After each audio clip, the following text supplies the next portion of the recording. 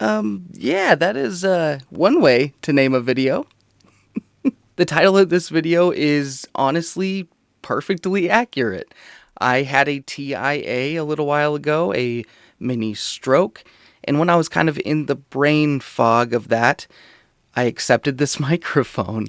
And initially I was just going to come back to the channel, just keep it all under wraps and just let my members know. I did make a member video a little while ago. And I decided, like, who cares? You know, like, it doesn't matter if people know. So yeah, I did have a TIA.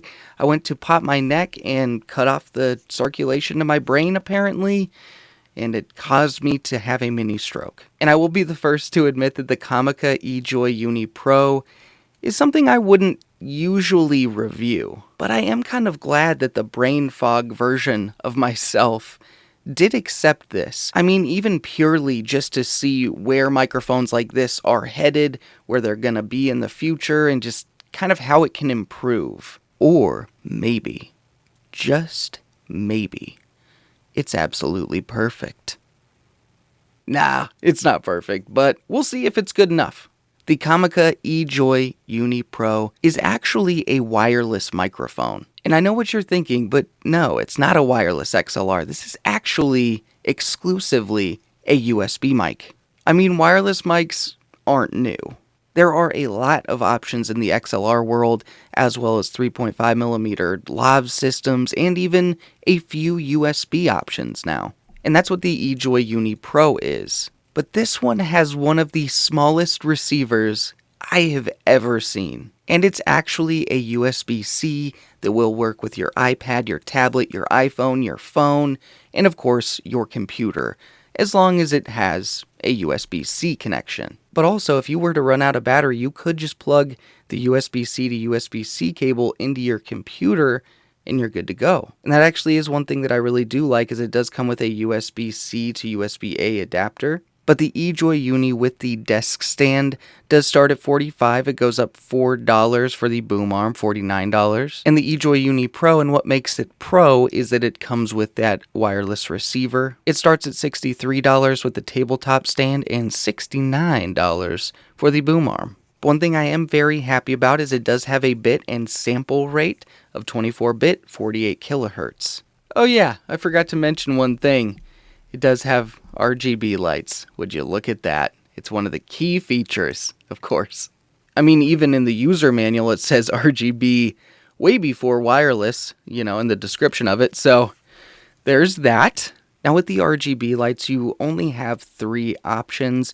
You can't just like pick a color and leave it. Essentially, you have one that kind of pulses through the different options, and then another one that pulses and flickers, and then one that is just a combination of different lights. But one of the things that I absolutely love about the RGB lights is that you can turn it off.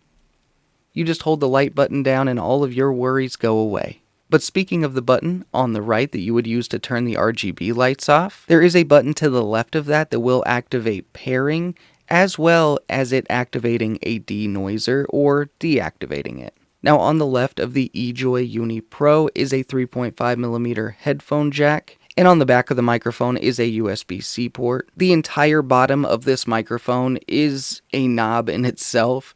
It is a microphone gain knob. And on the very top of the microphone is a touch-sensitive mute button. Now when it comes to the Uni Pro, I would say it's relatively good theoretically at having a majority of things that you'll need aside from a headphone volume control, which I think is really big. But the build quality of this device is really not good. It feels like a toy. Now the only part of this microphone that doesn't feel like a toy is the metal windscreen.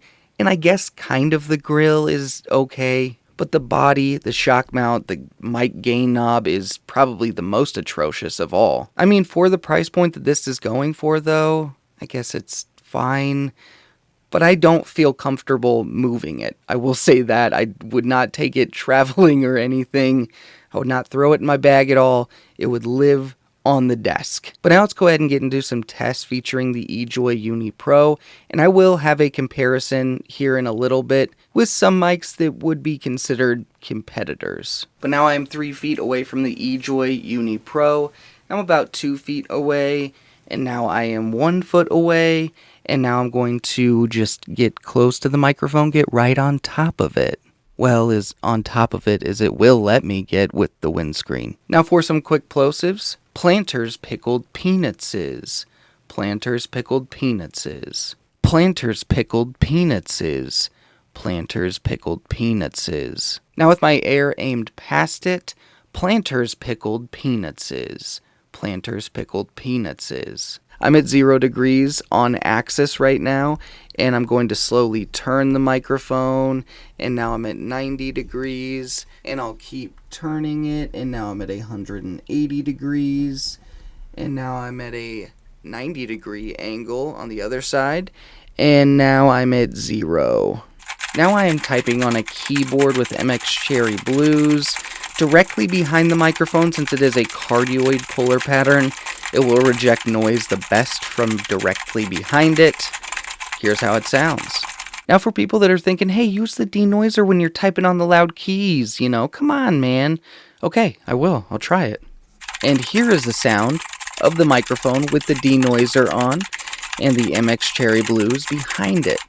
Now here is just a real quick denoiser test with the denoiser on, and now I will turn it off. Now this is with the denoiser off, and I will disclaim, I am in a pretty quiet situation, so we'll try it in a little bit louder situation. Now I'm in an untreated room, and we're going to test out the denoiser in this sort of a situation. So right now the denoiser has been off. I'm going to enable it right now, and now the denoiser is on. And I mean, I heard a very drastic difference in my headphones. Maybe it works really well. I know the AC unit is on right now, and I don't hear it. So I don't know. Maybe it's good, but it might thin out the sound quite a bit. And there is the regular sound, and it does seem to affect the tone of the mic, but maybe that's not a bad thing. Now we're going to test the mute button, see if it adds any unwanted clicks or anything like that. And here we go. And now it is unmuted. I don't think I heard it pop or anything. Pop, pop, pop. No? No? Yeah, I don't know. Seems okay. Now I will put how long the battery lasted for me up on the screen right now, but it does say that it's supposed to be rated for 50 hours without the RGB lights and 20 hours with them.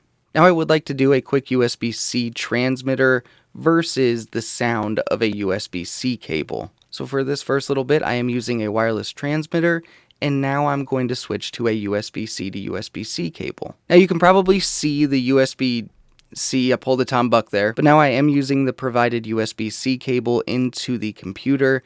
One quick note, I did try both the receiver and the cable, and you can connect both because they show up as different devices, but the USB-C cable came through with like this weird warbly, echoey sound, so I would definitely not recommend doing that. But here is the USB-C cable, and now let's move over to the transmitter one more time. One more time, here is the USB-C transmitter versus the cable.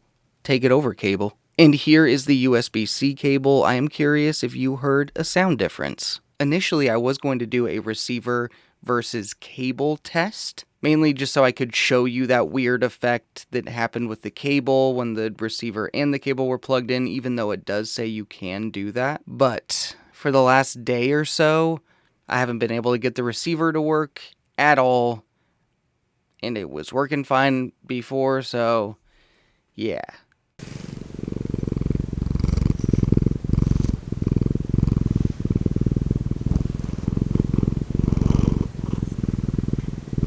Well, now it's time to get a little weird with it. Right now you can see that my headphones are plugged in, but the USB-C is nowhere to be found because I'm using the receiver right now, and that's the whole point of this. I'm going to walk around my house, and we'll see how this receiver does with that. I'm going to assume that it's going to drop out very quick. But just fair warning, I'm pretty sure that this footage is going to be pretty shaky because my carpal tunnel is really bad right now, so I already can't feel my hand. So now we are walking out of my office / studio, whatever you want to call it. And now I'm in a completely untreated room. It'd be sweet if this worked and the receiver was picking this up, because then this could dual as my untreated room test. So there we go. And we're walking. So now I'm in the furthest room away from the receiver. So now I'm here with Billy, and I'm just going to ask, how do you think it did with the distance? Fantastic.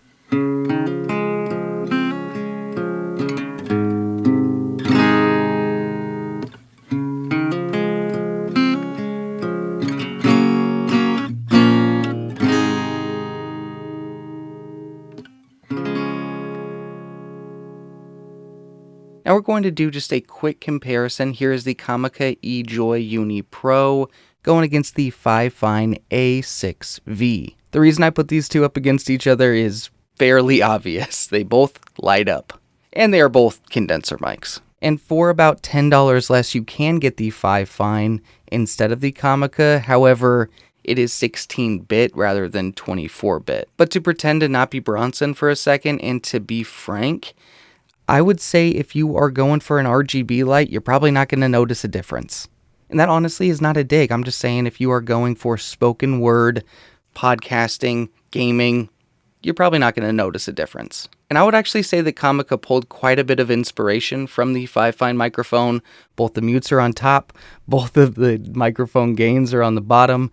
This one does not have a headphone jack though. And honestly, the pop filters, the RGB, it's honestly shaping up to be an upgraded FiFine. But here's been a quick back and forth with the FiFine and the Comica.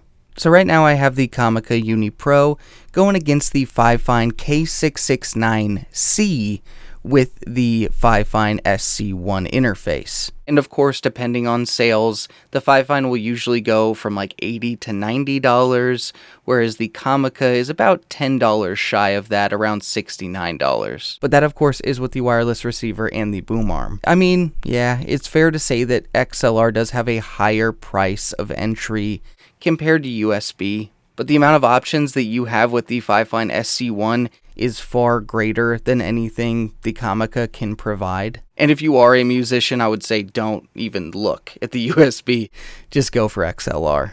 We're going a little FiFine heavy in this comparison, but this has been the K669C with the SC1 interface against the Ejoy Uni Pro. Now I have the Comica Ejoy Uni Pro going against the Maono PD100X that honestly has no business being in this comparison, but I put it in for some reason.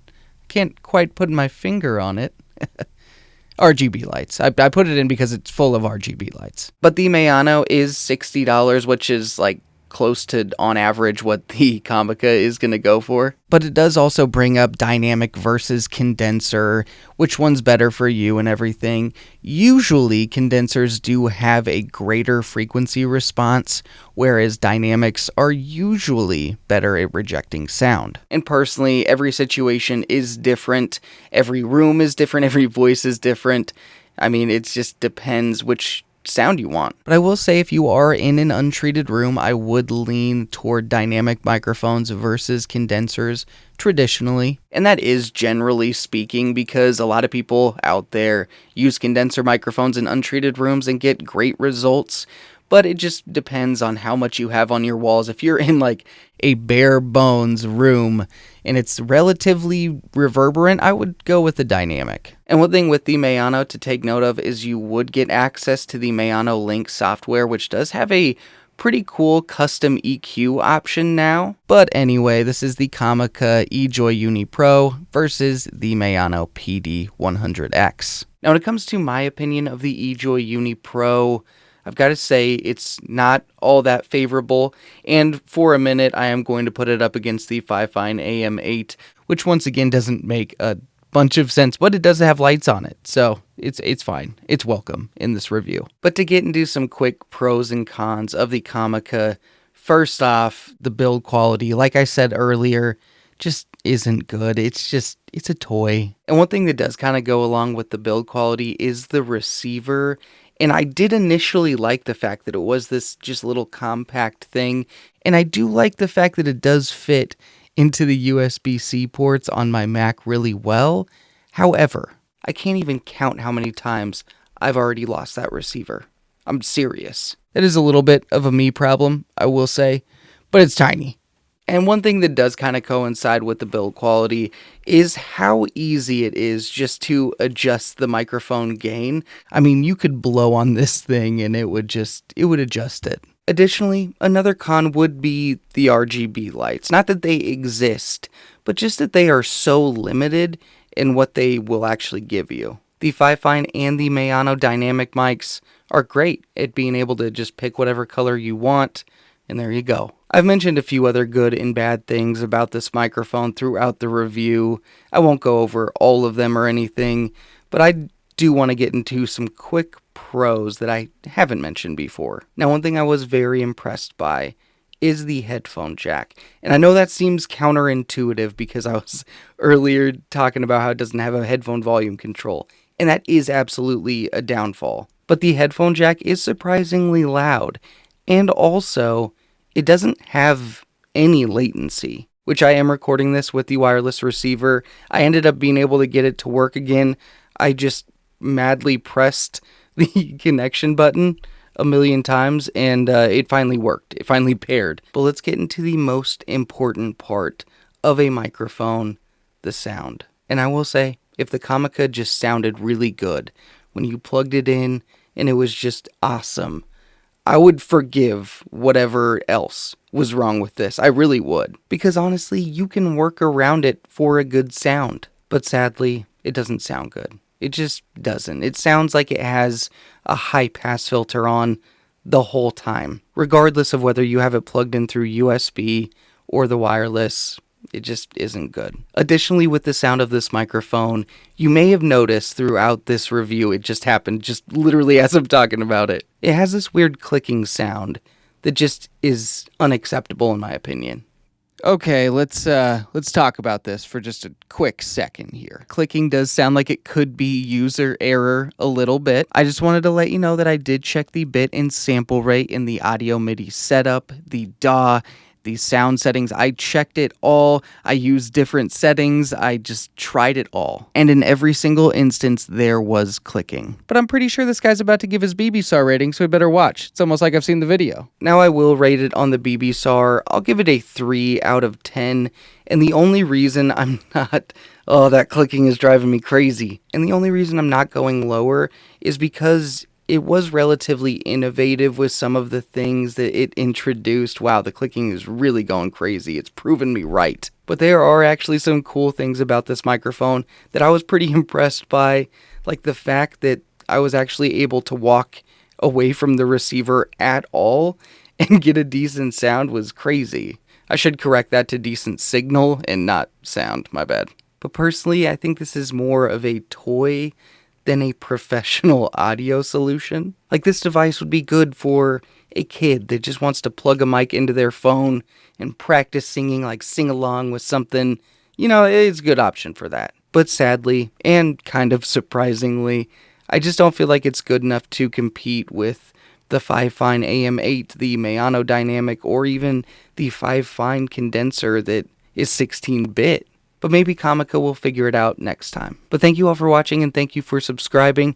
And I do want to send a big thank you to Comica for sending me this product. I'm sorry.